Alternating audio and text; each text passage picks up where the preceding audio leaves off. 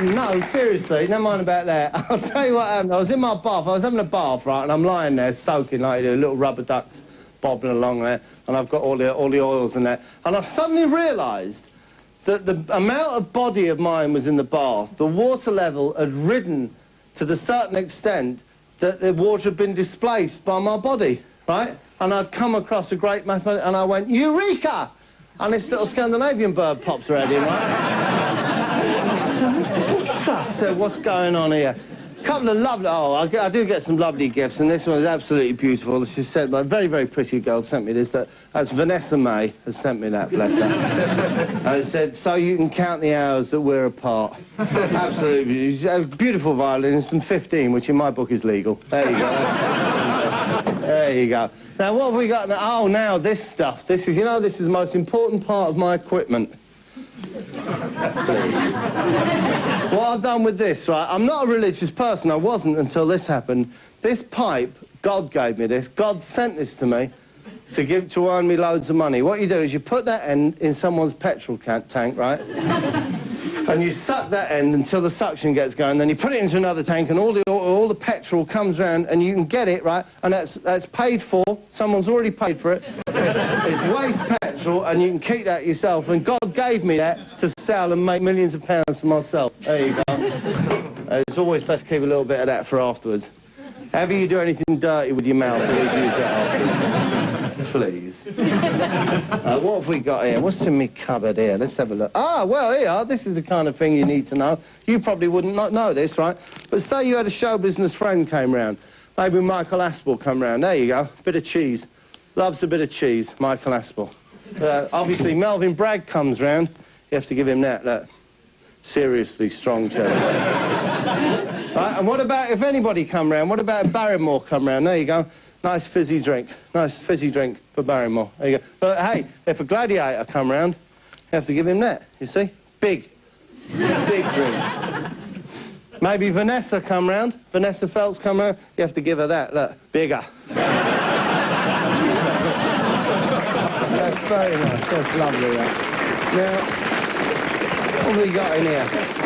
What's my family got for us in here? Well, I don't quite understand what's going on here, my family. This is a tube of pate, is it? Is that what it is? Well, and then what?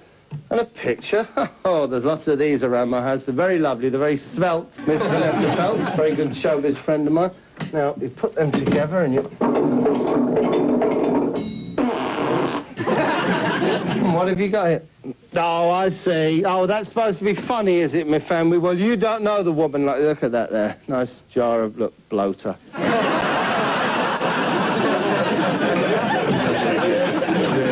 Now, as it happens, obviously, you're very, very lucky to find me in this time of night, because normally I'd be out and about.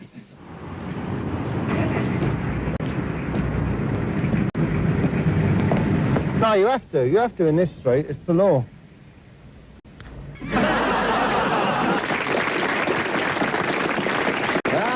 Ladies and gentlemen, if I had £1 for every television programme I made, I'd have the worst agent in the world, basically, because I get like £5 for every single one of the babies that I do.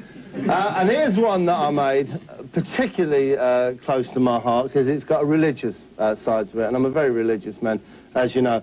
Many times you can walk past my bedroom and hear, oh, God! Of a night. So this is one that I made. Self-explanatory, really. It's to do with a man with a very weird name. I can't remember his name. Crabapple or something like that. who set about erecting things.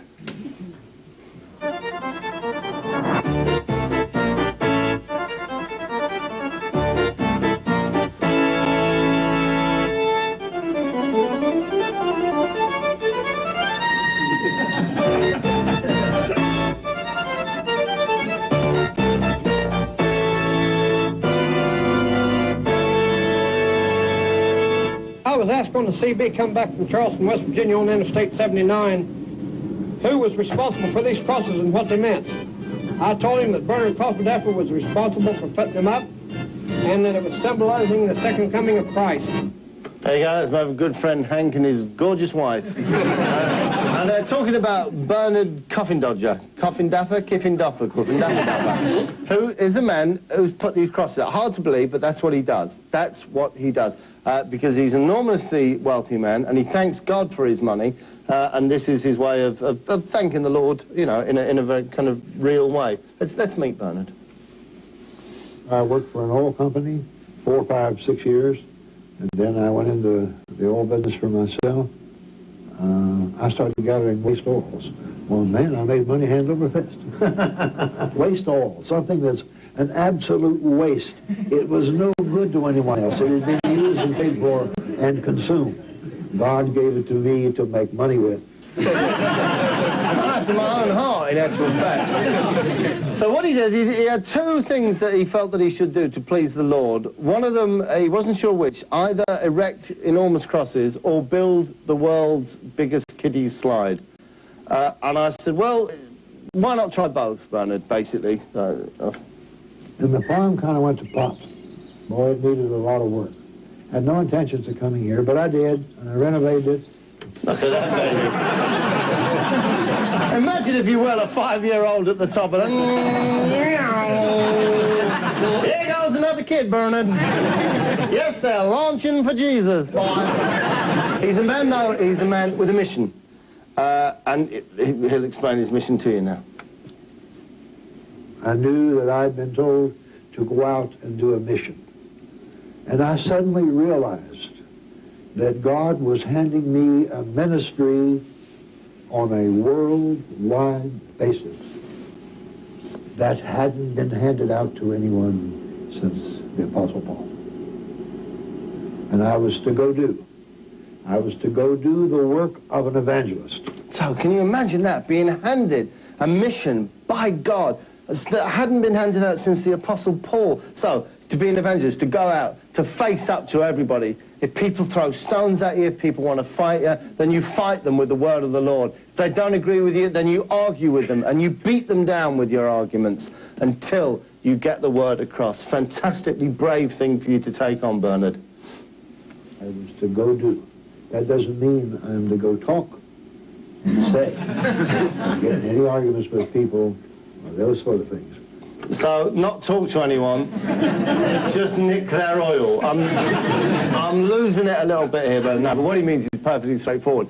What he had to do, not talk, not preach, just erect these crosses. And just by the beauty of the crosses, people will have the Spirit of the Lord enter into them. And after you notch them, you have 2 pieces of steel through there to hold it all together. Then it's time to erect them. It's time to get them up in the air and put them down in the hole. Okay, watch. And then you paint it. And then when you finish, you turn right around and start painting again, the second coat. Jerusalem gold. And the reason is basic. Gold is a royalty. It says so right in Genesis. Just before we go any further, anyone here in the building business? Anyone in the trade, building trade? Just a tip. Paint them before you erect them. I don't accuse your people of being cowboys, but to me, paint them, put them up, rather than put them up, get the big ladder, paint them. But the middle one is always gold, because it's Jerusalem gold. Gosh, what happened to the hill? There is a green hill far away, Calvary. Dear Lord was crucified in the middle cross. The other crosses were for the, oh, that's right, they were for the robbers, weren't they? They got the robbers and put them up against the thing and nailed the palms of their hands onto the wood and left them there, hanging there to die. I don't know what colour they paint them. Let's have a look. The pale blue, it is not only said, but it is. Pale blue is a color that is considered lucky. Possibly not by a thief, I would say. Very unlucky colour for your thief. Anyway, the thing to remember about this is obviously there are people who are going to be against him. For every man who stands up for what he believes in, there are people who are against him, and Bernard's no different. I'm Rosalie Earle. I'm assistant city editor of the Charleston Gazette. I wrote a column about the crosses last year because I had just noticed how numerous they have become. It seemed like every curve that I came around, every peak that I hit, there in my vista were blue and gold crosses. A very mild criticism. Not really against what you're doing, Bernard, but there might be one or two too many. 178 crosses just on one stretch of highway. Might be a little bit. That's all we're saying, Bernard, that maybe you've done the work too well. That's all. These people do this for their, not purposes of filling up space in paper, I don't think. I think they do it because they have a genuine hatred for Jesus Christ. That's a little bit of overreaction there. Oh, I like your shoes. I don't like the dress, though. You hate Jesus. Now, the editor said to me, and I asked him why all the rush and why the constant persecution of my work. And he replied, I asked him how come this lady hated crosses the way she did. And he said to me, he said, I can't tell you why she hates those goddamn crosses.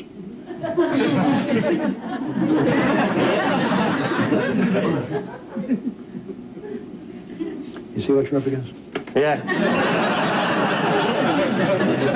No, Bernard, frankly, I'm sorry I don't. But a very lovely man, a very Christian man, very forgiving man, you know, because obviously you get vandals, of course you do. You can imagine what if you put these things up around London, anywhere in England, what you get. Here, lads, here, get the chainsaw, let's have a laugh. Well, it's no different in Bernard's neck of the woods, but Bernard's the man who knows how to turn the other cheek. Then remember this. We don't care what sick person has taken a chainsaw out here to these crosses. And it has occurred. And we replaced them immediately. And we didn't call the cops on those people. Never grass. We prayed for their forgiveness.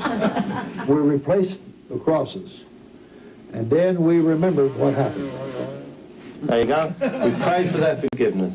And we remembered so that we may know next time that if it happens again, we may pray for forgiveness again for these poor souls that have taken to chopping down our crosses.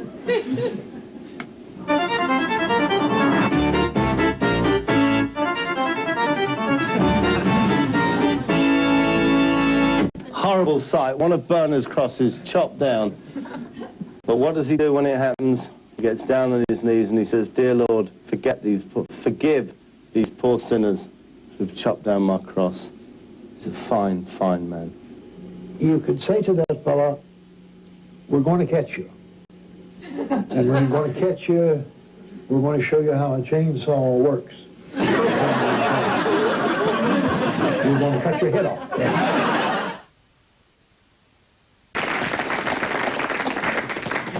Eureka! She goes, what do you want? That's not you. It's an old Greek phrase. And then Nana Muscori turned up and it all got completely out of the bridge, which you'll all remember, a Saturday morning show for the kiddies. Back in the 1970s, hosted by the magnificent Mr. Michael Whale, the wonderful Mr. Michael Whale. The production qualities on the show, and nowadays, of course, they have special effects on shows. You watch shows sometimes here now and you think, whoa, how did they do that? And some you think, why on earth did they bother even attempting that? But in those days, everything was a little bit more basic, obviously. And here's Michael, and I said, try it, it might fool some of the stupider kiddies.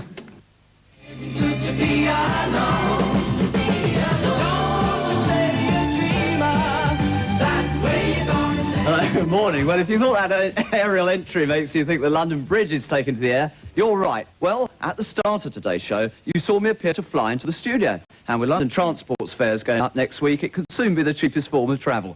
Even the most stupid child in the world didn't appear to fly into the studio. I said invisible wires, Michael. Do you remember? Do you remember?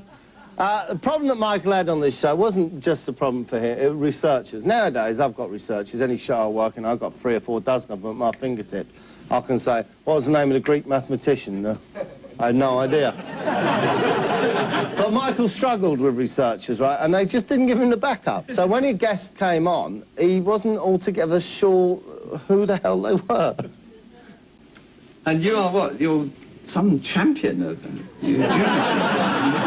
Tennis world champion, me and Stuart and 12 synchro champions. It's incredible. It's incredible you didn't know that before they turned up. You're some kind of champion. I'm the world champion. Oh, are you really? Oh, well, that's very nice for you. And then it gets even worse here, look. the sport of go-karting. And with me now are three young experts who know far more than I do about sport. Mark, Martin and Lorraine. And Lorraine, I'll start with you, because a lady in go-karting, I think that's fantastic. But you in fact came, what, first or second in the junior championship? Second in the junior world championship. Gosh, where was that held? It's at Rye House in Hoddesdon. Mm-hmm. Was that recently, or? I don't know where you finished, where it was, or when it was. In fact, I haven't got a clue what the hell's going on. So he had a problem with the search. Also, had a very funny thing about words. There were certain words, names, for instance. Names he was in big trouble with, all right? S-H-A-R-O-N, right? You all know that, S-H-A-R-O-N. You know that name, don't you? You've probably got mates with that name. There's probably people watching at home who've got that name, right? You know how you pronounce it. And welcome back. First, congratulations to the lucky winners of last week's Barry Blue albums. They are Sharon Lucas. Sharon Lucas from Catford. Imagine that poor girl having to walk down the road. Oh, come here, Sharon. And I said to him, people are sensitive about their names. I said, the next week, I said, come here, you. Look, there's another one of them on today. It is not pronounced Sharon, okay? Get it right this time. With me this morning are some other younger London Bridge viewers. Among them, there's Sharon. Make the bloody effort! The name thing reaches peak, a very, very lovely Thai girl off one of the James Bond films. Remember the scene? I think it's The Man with the Golden Gun, isn't it? The two little Taiwanese girls who do karate. It's fantastic. It was a very big star to have on the show at that time. Kind of star you'd want to treat with a bit of respect, I'd have thought. Ouch. Joy, who just placed that, whatever it was, on the man's head. What's your second name? Because you're from Thailand, and I can't pronounce it, I'm sure, properly. Vejajiva. Marvellous.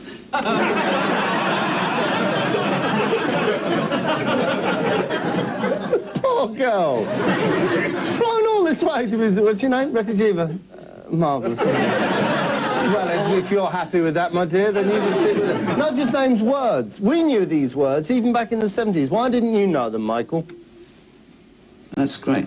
Well, I'll tell you what, now we're going to see you do your solo, I was going to call it act, but I think, what would you call it in trampoline? Routine. Routines. Not a new word, surely. You know, it's not an act, it's a routine. Go on, carry on. Well, over here we've got, in fact, Hazel, a chiropodist, is it? A chiropodist. Thank you.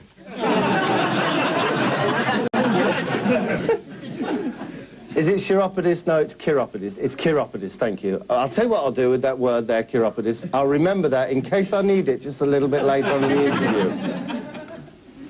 Now, what's happening here? It looks rather lethal, that. That is a corn and callus file. Yes. And Hazel, in fact, is taking away the hard skin that grows on the soles of your feet. Mm-hmm. Is it possible to do all this at home without going to the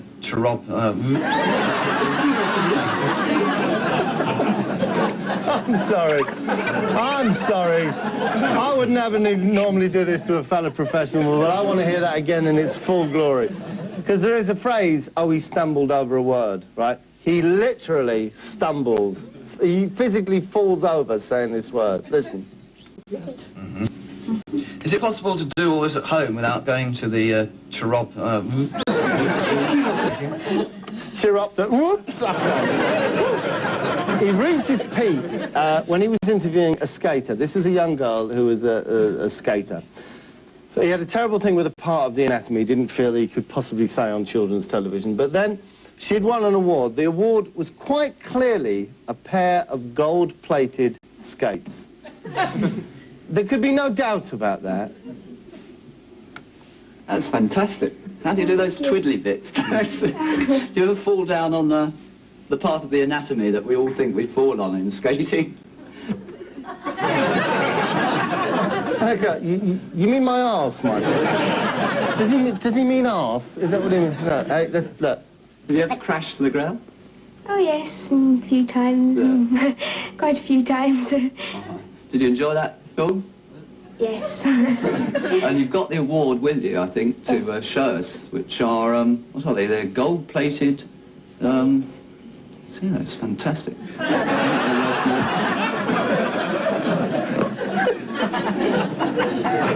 doesn't know what they are. Take a guess. Take a stab in the dark, Mike, about what they're... And then, I'm going to have to show you that again, because then, not only covers not knowing what they are, by making the most absurd claim possible about their value. See, it's fantastic. I think they're worth more than money now, aren't they?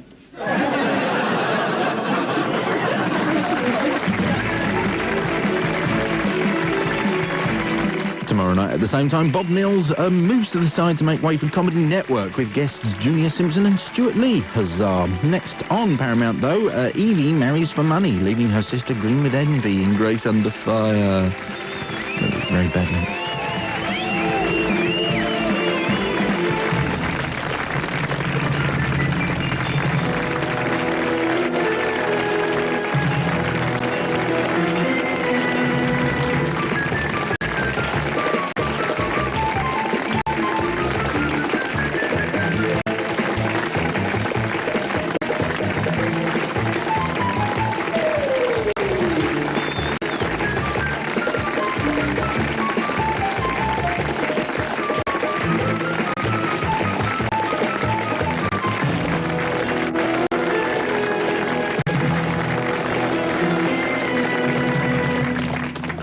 Good show, guys. Everyone was right up to speed tonight. Super. Well done.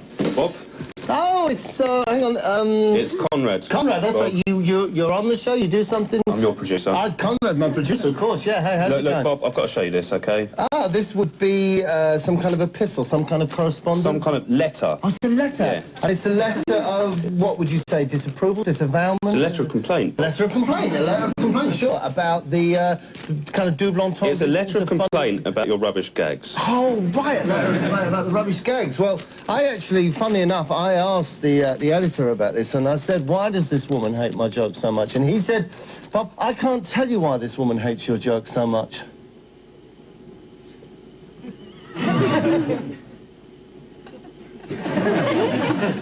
see what I'm up against? Hmm?